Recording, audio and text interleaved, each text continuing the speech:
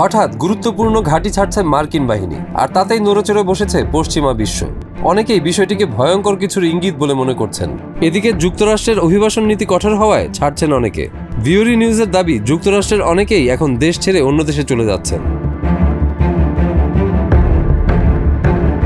ইরাকে মার্কিন সেনা উপস্থিতি হঠাৎ করেই দ্রুত কমে আসছে। একাধিক আন্তর্জাতিক গণমাধ্যমের প্রতিবেদনে জানা গেছে, আগাম সময়সূচির বাইরে গিয়ে যুক্তরাষ্ট্র তাদের সেনাদের ইরাক থেকে সরিয়ে নিচ্ছে।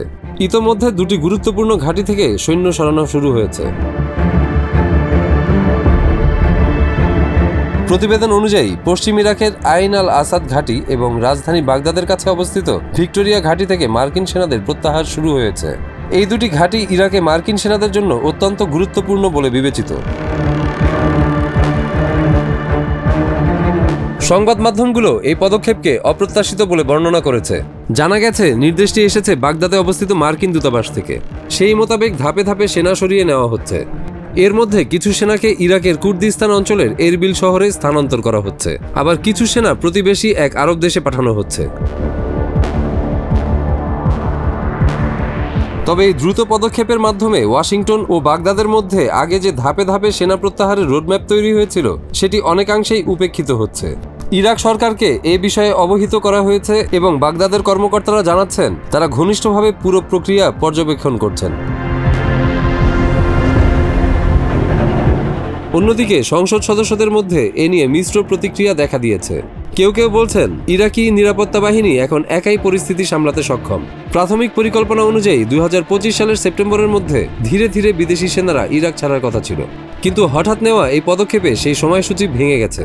এতে যুক্তরাষ্ট্রের সেনা প্রত্যাহার প্রক্রিয়ায় নতুন অগ্রাধিকার দেখা দিয়েছে বলে বিশ্লেষকরা মনে করছেন। তবে ইরাক সরকার বা যুক্তরাষ্ট্রের প্রতিরক্ষা দপ্তর এখনো পর্যন্ত কেউই আনুষ্ঠানিকভাবে কোনো মন্তব্য করেনি। এদিকে যুক্তরাষ্ট্রের প্রেসিডেন্ট ডোনাল্ড ট্রাম্পের দ্বিতীয় মেয়াদে দেশটিতে অভিবাসন নীতি কঠোর হয়ে গেছে। অবৈধ অভিবাসীদের উপর চাপ বৃদ্ধি, জন্মসূত্রে নাগরিকত্ব বাতিলের উদ্যোগ এবং শুল্ক ও নিরাপত্তা সংক্রান্ত নানা পদক্ষেপের ফলে অনেকে নিজেদের অনিরাপদ মনে করছেন। আর এ কারণে মার্কিন নাগরিকত্ব ছেড়ে অন্য দেশের নাগরিকত্বের দিকে ঝুঁকছেন অনেকে। বিশেষ করে সীমান্তবর্তী এলাকা ও উন্নত জীবনের খোঁজে আমেরিকায় আগত মেক্সিকান অভিবাসীরা নতুন নিয়মের কারণে ভীত ও উদ্বিগ্ন। এই পরিস্থিতিতে বহু মানুষ নিজের শেকড়ে ফিরে যেতে ও মেক্সিকোর নাগরিকত্ব গ্রহণ করতে আগ্রহী। মেক্সিকোর তিওয়ানা শহর সম্প্রতি আই এম মেক্সিকো শিরোনামে একটি বড় ক্যাম্পেইন চালু করেছে।